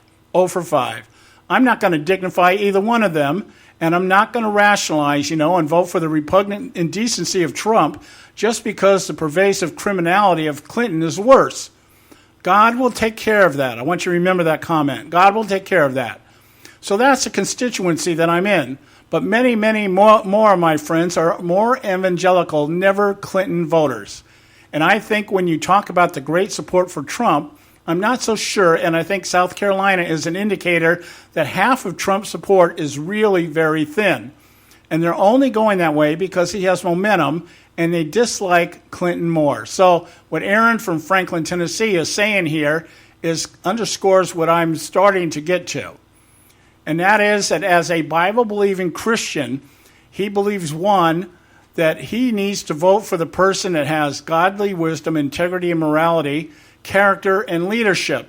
And to vote for either Trump or Clinton, none of these two people have any of these qualities, so I'm not going to vote for either one of them. Now, this has been the element that has been driving the evangelical Christian electorate for too many voting cycles. All the candidates are dirty. They're all crooked. They're all mean. None of them are godly. None of them have any integrity. None of them can be trusted. So why should I go to the voting booth and vote at all? This is why Mitt Romney didn't get votes from the Christians back in 2012. Nobody saw him as being an electable kind of guy based on what they deemed was probably mostly his choice of religion. And so therefore, how could he be godly? Why would I vote for a Mormon, for crying out loud? Or why would I vote for anybody else? Why would I vote for Obama, who's already proved by that time, already proven he was a crook? So I'm going to respond. When I get back, we'll talk about Russia's response and then my response to that. But right now, it's time for Moments of Madness. We'll be right back. Stay with us right here at the Conservative Syndicate. Today on Moments of Madness.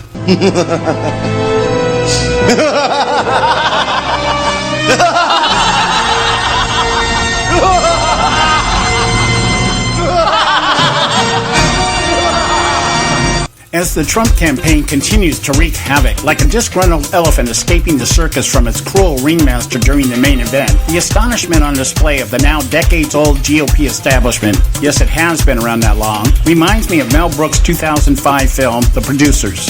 If you watch this over-the-top satire that targets the hypocrisy that permeates Hollywood, you'll remember chronically depressed, introverted bookkeeper Leo Bloom, played by Matthew Broderick, who, while looking to escape his mundane 9-to-5 existence as a bookkeeper, teams up with washed-up Broadway producer Max Bialystock, played by Nathan Hall. After determining during an audit of Bialystock's books the IRS seldom audit failed productions, the two set out to produce the worst play they can find in hope of embezzling the capital raised free from any lawful oversight. They choose a play entitled Springtime for Hitler, written by Nazi sympathizer Franz Liebken, played by Will Ferrell, who they also cast in the leading role of Hitler. Cross-dressing homosexual actor-director Roger Debris, played by Gary Beach, is enlisted to direct and also ends up playing Hitler due to Franz breaking his leg on opening night. The humorous irony occurs when the play becomes an overnight sensation, placing Bialystock and Bloom in the crosshairs of not only investors but the law. In the same manner, Trump has rocked the foundation of the GOP establishment elite, directing his own rendition of Springtime for Hitler by repackaging Obama's hope and change as Make America Great Again. The difference being his self-funded campaign allows him to write his script as he goes, complete with rewrites of his positions in the past with zero accountability to his stated party, the special interest money that normally trumps the will of the electorate, and even the electorate itself. Trump has neutralized the media bias that normally reduces the will of the electorate to a choice between the lesser of two evils, and has actually forced the media elites into an unwilling alliance, garnering more attention than all the other candidates from both parties combined, all at no cost to him or his campaign. Here's the madness. Anyone who believes Trump's path to the White House will steer around a broker convention believes so under a dangerous false pretense. Those who believe such an action by the elites would result in an uprising of an enraged electorate that would march on Washington or stay home from the polls, depriving them of the victory they claim they seek, simply do not understand today's GOP. The dangerous false pretense I speak of is the elitists care what we think. The issues that matter to us mean absolutely nothing to today's GOP establishment.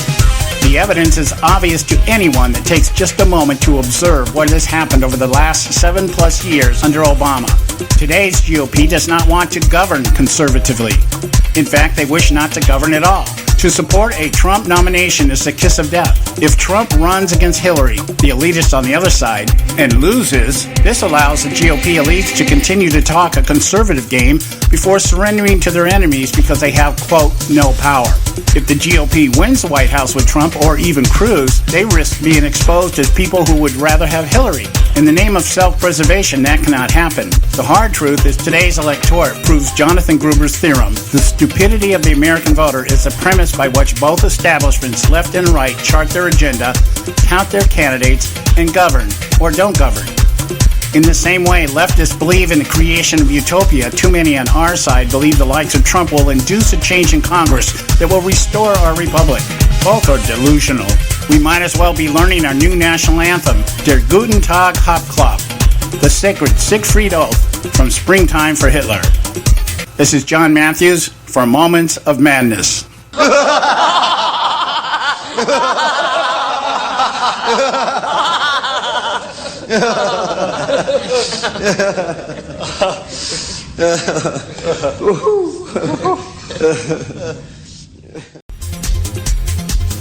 You can catch all our archives at theconservativesyndicate.net.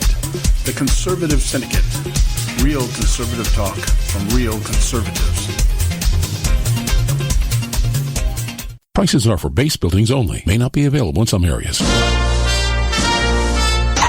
Attention business owners, do you want a stimulus package that really works? Before you spend thousands of dollars more than you should on your next building project, listen to this. General Steel has a stimulus package designed to help you save as much as half the cost of conventional construction on your next building. As much as half. That's right, General Steel can save you thousands of dollars with a pre-engineered steel building designed for your business or church. How about a 50 by 100 foot building for under $30,000? So don't pay thousands more than you should without calling General Steel first and save as much as half the cost and time of conventional construction. With the projected demand for steel in Japan and China, prices may be skyrocketing. 877-927-3360. 877-927-3360. 877-927-3360. Hey folks, if you're like me, you don't place a whole lot of trust in today's media for the real truth and facts regarding the volatile world of finance and politics. When I want the real scoop on money, I go to the most trusted source I know, my good friend and colleague, Bob Cardoso. Bob is a noted expert with a PhD in international finance who airs his nationally known, globally syndicated show, Robert Cardoso Live, daily, Monday through Friday from 4 to 6 p.m. Pacific Time.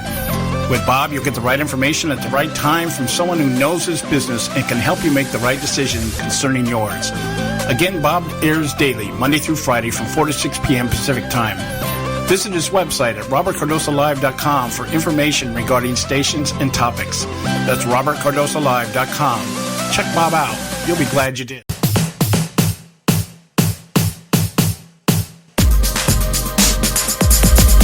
Hey, we're back, and you are listening to the Conservative Syndicate, Real Conservative Talk from Real Conservatives. I'm your host, John Matthews, and I want to get back into this little conversation I'm having, maybe with myself right now, because I'm not so sure that everybody will actually follow it up to this point. But I really want to address something here, and that is the influence and the effect that the candidacy of Donald Trump is having on evangelical voters. And I'm going to say again, not without reason. I mean, it's not, I'm not trying to condemn anybody. I'm not calling anybody stupid. I don't believe that resolves anything.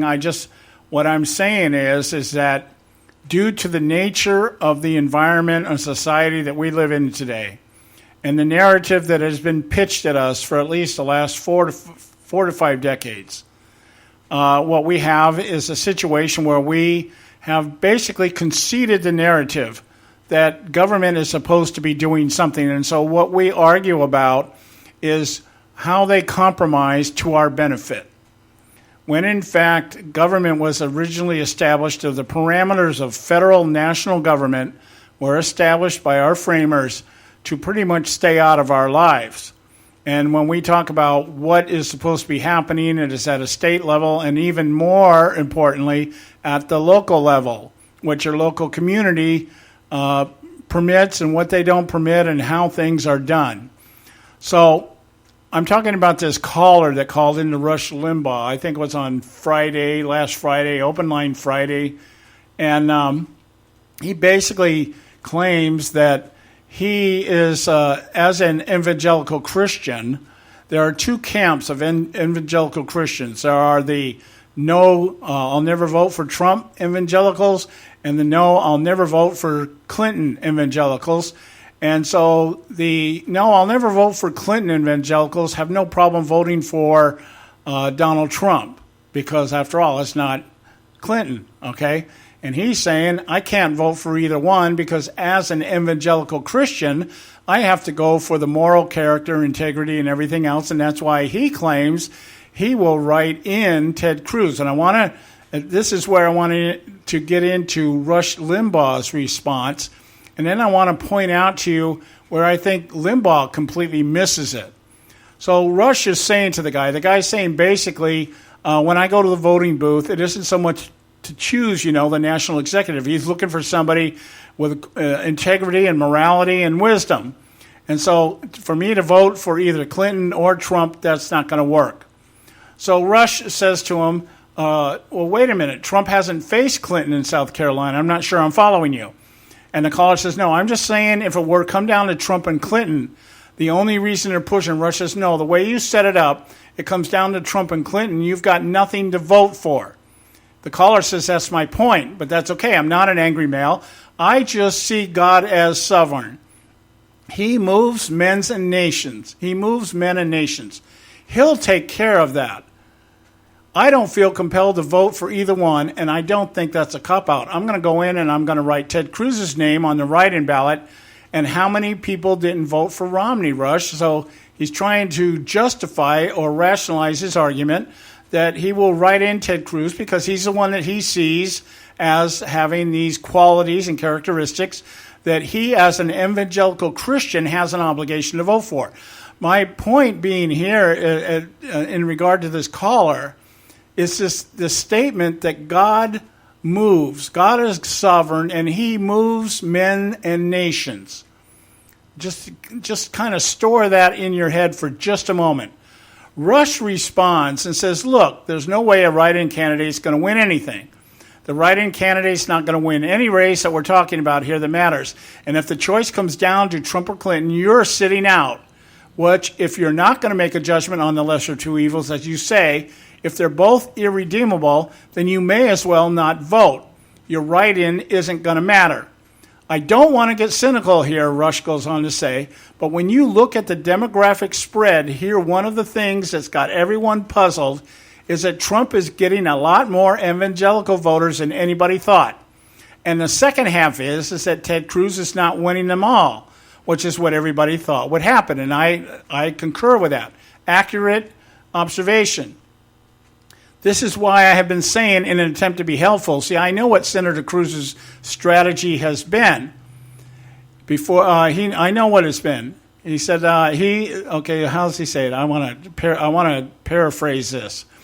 And, okay. Ted Cruz was saying in the last election, 5 million Republicans sat home and didn't vote. And he was saying that was because they were evangelicals that basically had the same opinion as this caller calling into Rush, is that why should I vote? None of the people represent the values that I have or I claim to have as an evangelical Christian, so why should I vote for anyone? So he was saying Cruz's strategy was pretty much he was going after those 4 to 5 million voters, okay? Now that's okay, but here's my point. First of all, this gentleman, I believe, has it completely backwards in terms of what a sovereign God does. God does not move men and nations. What God does is he lays and establishes the premise by which he protects and blesses men and nations. And then men either adhere or do not adhere to those terms and conditions. So when God is moving men and nations, he is not moving, but in response to what those men and nations are doing in response to his terms and conditions. See, God doesn't sit up there and wait for us to do something and then say, okay, well, let's move King Knight 3, that kind of thing. He's not looking at some massive chessboard. He has already established what has to be done. He has already said, if you do this, you'll receive blessing. If you do this, you'll receive curse. Now, where God does move, is he will give us what we deserve based on what we do. So when we say, well, here we're falling into tyranny, we're falling into immorality, where the nation is falling apart, it's going to hell in a handbasket. Why is that happening? Because we, as men and women of God, have not done and have not adhered to the terms and conditions in which God established the nation and said, as long as you honor me first and you keep my commandments and you do what I tell you to do, what I've already told you to do, then you will be okay. Your way will be straight and you will prosper. We veer off of that path, and now God is making moves to do what? To give us a heads up that we're making the wrong moves, that we need to turn back, and we need to, the biblical word is repent. We need to turn and change the direction we're going and get back on the established path. So God only moves to restore. He does not move to condemn and curse. We do that. We bring it upon ourselves. And then God, if he hears us and determines that, yes, the country spiritually needs to turn or wants to turn, then he will make moves to allow that to happen. But God he isn't up there dictating terms and conditions. He's already done that. And it's up to us to adhere or reject. And that is what's happening. Men are moving men, and nations are moving nations because we have left God out of the equation. That's what we need to understand. We got to go to break. When we come back, we'll finish this up. Stay with us right here at the Conservative Syndicate. You can catch all our archives at theconservativesyndicate.net. The Conservative Syndicate. Real conservative talk from real conservatives. Term life insurance. It can be a powerful way to protect your assets and your family. You work hard to earn and save your money to build a nest egg for the future. Don't let it get wiped out because you didn't plan ahead. Take the time now and make a small investment in $500,000 or more in quality term life insurance. Call the Term Lifeline and let us shop the best companies to give you the lowest rates. We specialize in policies of $500,000 and above. Ask about some of our 10 and 20-year fixed rate plans with guaranteed rates. Call the Term Lifeline right now for your free insurance quote. 800-870-3609. 800-870-3609. You owe it to yourself to protect your family and your assets. Make term life insurance part of that plan. Call the Term Lifeline right now. 800-870-3609. 800-870-3609. Hey folks, if you're like me, you don't place a whole lot of trust in today's media for the real truth and facts regarding the volatile world of finance and politics. When I want the real scoop on money, I go to the most trusted source I know, my good friend and colleague, Bob Cardosa. Bob is a noted expert with a PhD in international finance who airs his nationally known, globally syndicated show, Robert Cardosa Live, daily, Monday through Friday from 4 to 6 p.m. Pacific Time. With Bob, you'll get the right information at the right time from someone who knows his business and can help you make the right decision concerning yours.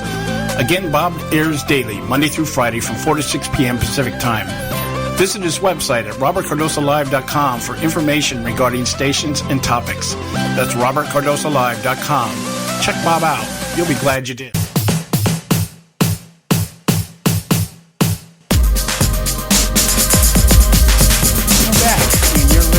Conservative Syndicate, real conservative talk from real conservatives. I'm your host, John Matthews. Want to once again just encourage you to visit our website, theconservativesyndicate.net, and you can check out all of our archives, find out whatever you need to know about our show and the people that make this show up. So feel free anytime out there, theconservativesyndicate.net. All right, let me get back into this this transcript that I'm reading from a caller that called into the Rush Limbaugh show on Friday. And the point that Rush goes on to make in his response is that there's too many in the political party. In this case, he talks about Ted Cruz, who decided that he wanted to encourage the 5 million voters that stayed away in 2012. The situation was these people all got up and voted for Barack Obama in 2008, but they stayed home in 2012. And now Ted Cruz is saying, well, maybe I can get these people to the polls. Well, Limbaugh goes on to say that he felt that Cruz, by doing that, by modeling a campaign around courting the evangelical vote, was a miscalculation.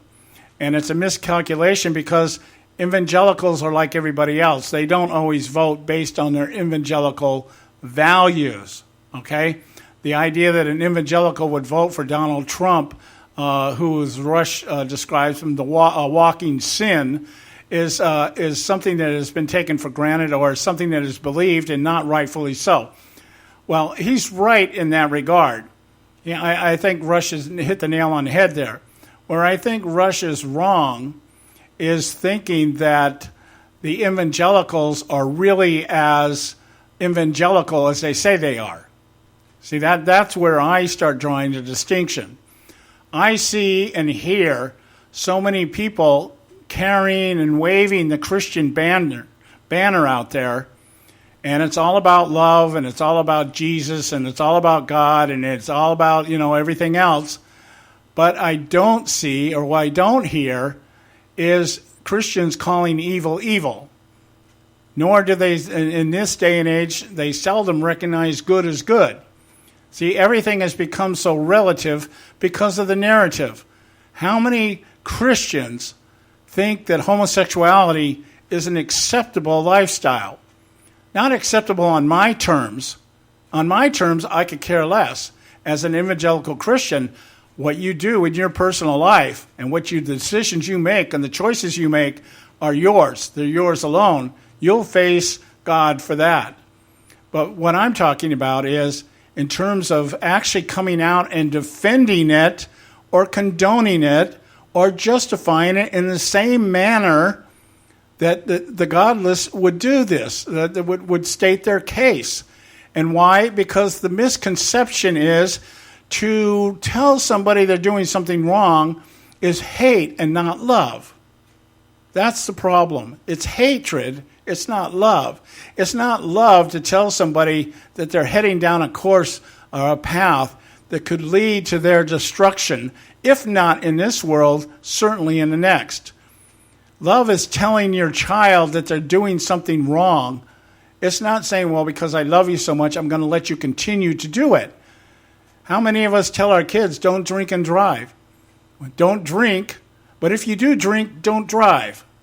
Okay, and why do we do that? Because we don't want them to get killed in a car accident, or we don't want them to get pulled over for drunk driving and lose all their rights and end up in jail, and it costs a ton of money to fix all this, and your reputation is ruined. You can lose your job. I mean, there's a whole lot of reasons. So, but to sit here and say, well, but it's okay because you're doing it behind closed doors. Well, it is okay what you do behind closed doors in your mind. And it certainly doesn't make any difference what you're doing in my mind. But there is somebody who sees all to one day who you will stand before and give an account.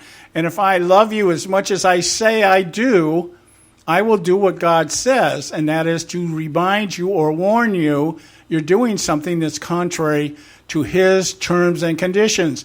In the same way I would tell somebody committing adultery, somebody who is stealing, somebody who is lying, anything that you're doing that does not adhere or stay within the parameters of the terms and conditions set by the sovereign God that these people are claiming they're looking to for guidance of what to do at the polls. It's that simple. But because we don't want to acknowledge that anymore, because it makes us sound so out of date and Neanderthal and hate. We're haters. We hate people, and so we condemn them. We're elitists. We're hypocrites because we have our own problems and our own sins. And none of that is the truth. I mean, all of it's the truth. We are all hypocrites. That's not what I'm saying. We all have our own problems. But that is not a justification to remain silent when you see your brother and sister out there doing something wrong, and you know if they continue to do this, there's going to be repercussions and there's going to be consequences for it, you love them that much that you're just going to pat them on the back and say it's okay? You're not going to at least try to warn them, hey, that you might want to think twice about that? The same way we would anybody else that we saw doing something that we think, hey, you know what, that might hurt you. But because the narrative today is that lust is love. We bought into that. Okay, and killing babies is okay because, there's just so much responsibility. And there's so much that can hurt somebody, and it can damage their lives, and it can just make life so difficult. Well, why was that not thought of before the act of conception? And why would we remain silent to that just because we don't want to be seen or heard or believed to be some kind of hypocritical, elitist, judgmental, stone thrower kind of thing? That's what we're dealing with here. Rush doesn't see that in his response to this. It isn't that evangelicals are not like other people. It's that they're not really evangelicals. That's what I'm getting at here. And this idea that we should be sacrificing our purity in our beliefs and our ideologies and our theologies for the purpose of getting along and loving people in the kingdom. That's the biggest thing I get from Christians that support sinners continuing to do their sin.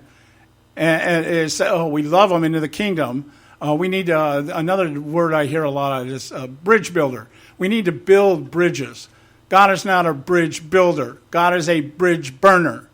God says, hey, you cross the bridge over this side and then burn the bridge after you so that you don't go back. That's what it's about. That is what an evangelical is supposed to be about. And so when we look at this integrity and everything else, okay, I am not one of these people that's going to write in the name Ted Cruz if he doesn't win the nomination. What I will do is I will vote for Trump because I know Clinton, okay? But I will also pray that somewhere down the line, Donald Trump gets some real guidance as to what he bases his decisions on, and it's not making good deals. It is restoring the moral fabric of the country and getting people to turn back and to the terms and conditions that have made us the most prosperous, powerful, and influential nation in the world. And that's what needs to happen. So I just think I think what bothers me the most is how many people that claim to be evangelical, and they might be, but I know a lot that aren't. And I know a lot that aren't because of their testimony. I listen to them. Tell me you love God. Tell me you read the Bible. Tell me you believe the Bible. And then tell me that homosexuality is okay or that it's genetic. Tell me you believe in God. Tell me you believe the Bible. Tell me that you read the Bible and you understand it. And then tell me in the next breath it's okay for somebody to kill an unborn child. See, you don't understand it. You don't understand it, and you're not who you say you are. This idea that people just say they're Christians and we're just supposed to say, oh, okay, well, I guess that's the red flag that we can't say anything about it. We need to start coming to the point where we start calling people out on this. I do it all the time. I get in trouble for it sometimes, but I'll continue to do it because I do love my fellow man enough to warn them that they're heading down the path of destruction. Even though I've got my own issues I'm dealing with, I'm still concerned enough about them to say, hey, you're going the wrong way. You're going the wrong way. Well, that's the show for today, guys. We'll be back tomorrow, 3 o'clock out here on the West Coast, 6 o'clock on the East Coast. Make sure you take the opportunity to visit our website, theconservativesyndicate.net. Tomorrow we'll take some more of this on because there's plenty of other things out there. I started out the show with about Clinton's emails, and as usual, I ended up going someplace else. We're going to talk about that because it fits into the narrative that I'm handing you today. There's so much wrong with what people are basing their decisions on, and so little that is right. And we need to correct this. This election that's coming up is going to put us in hell, or it's going to set us back on the course for heaven. And we got to make sure we get it right, because if we get it wrong, in my opinion, it's all over. It's all over. So God bless you all. We'll talk to you tomorrow. And just remember, folks, it ain't over till it's over. It ain't over till the trumpet sounds. So God bless you. We love you. We'll talk to you tomorrow. Thanks for tuning in to this edition of the Conservative Syndicate, the globally syndicated, politically incorrect talk show that seeks to tear down the imaginary wall of separation between church and state. We want to make you aware you can find and access all of our show archives at our website, theconservativesyndicate.net, as well as our broadcast stations and times. That's the conservativesyndicate.net. We so appreciate you taking time to tune in, and we so look forward to continuing to bring you the best and uncompromised talk radio available on the net today. And remember, folks, it doesn't matter how many times you get knocked down in life. It only matters how many times you get up. I'm John Matthews, signing off until next time, right here on the Conservative Syndicate. God bless you, and may God continue to bless America.